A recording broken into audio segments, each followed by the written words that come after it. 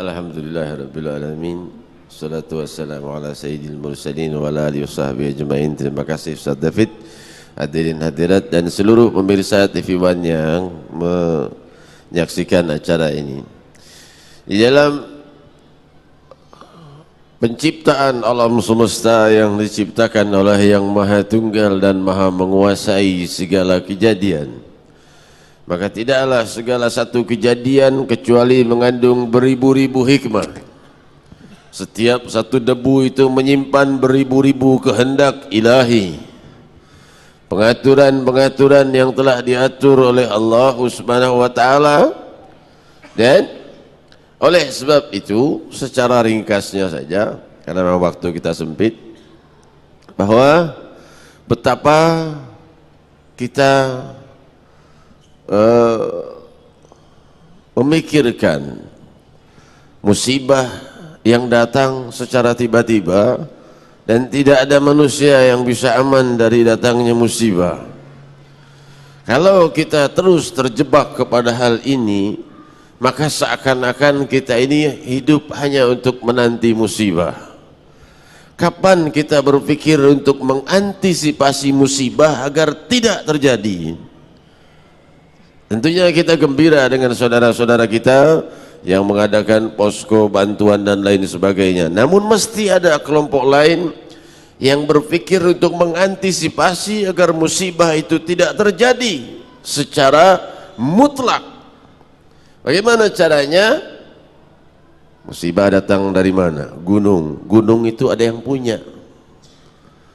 Gunung itu ada yang mengatur. Siapa yang lebih berwibawa dari gunung itu?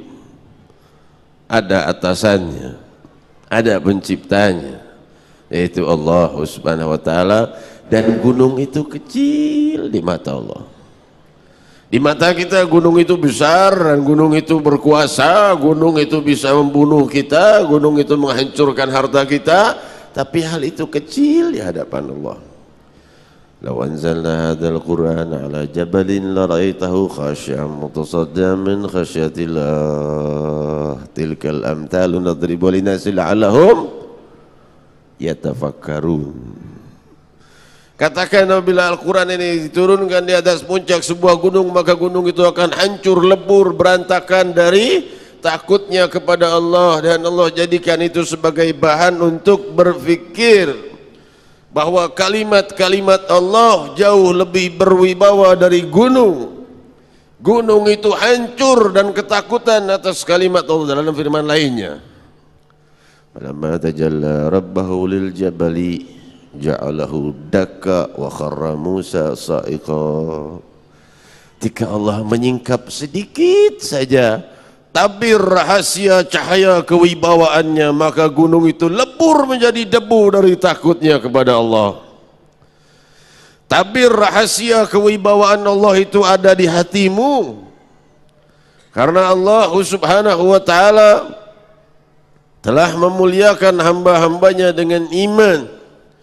Dan Allah Subhanahu wa taala menguasakan kita sebagai khalifah di muka bumi, dan khalifah itu berkuasa atas alam semesta karena Allah telah berfirman, innal arda yarithuha ibadiyas salihun. Bumi ini sudah Allah pasrahkan pada hamba-hambaku yang saleh. Saudara-saudariku yang kumuliakan, dengan memperbanyak doa dan mendekatkan diri kepada Allah Subhanahu wa taala, bumi dan segala isinya akan berkhidmat padamu. Jangan meramaikan majlis sedikit. Kalau sekarang gunung-gunung ini maaf ya, secara santai. Kalau kita bisa demo, seakan-akan gunung berkata, kami juga bisa demo loh. Kira-kira begitu. Ya.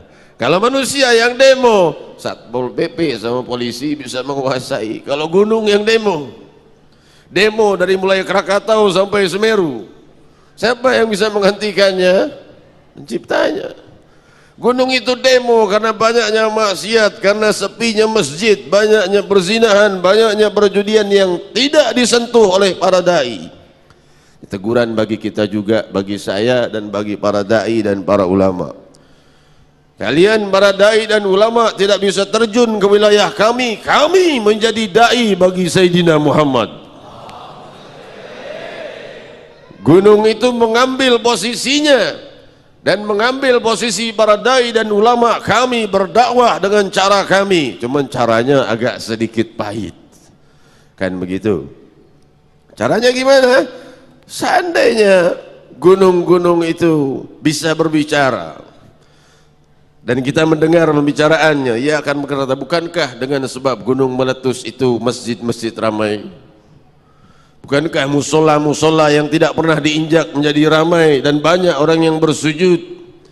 Banyak Al-Quran yang disentuh dan dibaca, zikir dan doa dilantunkan siang dan malam. Yang sebelumnya mereka tidak pernah memikirkan itu dan tidak pernah peduli antara mana azan seruan Allah Subhanahu wa taala, mana seruan dosa. Bagi mereka azan itu hanya lewat begitu saja. Tapi di saat waktunya datang musibah, mereka ingat akan hal itu. Dan sebab itu saudara-saudariku yang kumuliakan, ingat, jangan nunggu gunung itu demo.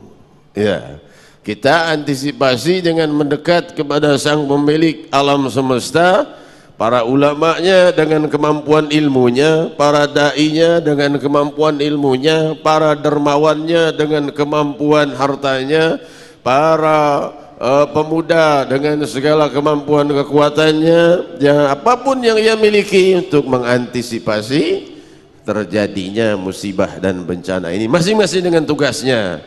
Kita akan lanjut lagi sebentar lagi, kita close sebentar untuk break. Selanjutnya kita akan lanjut lagi insyaallah.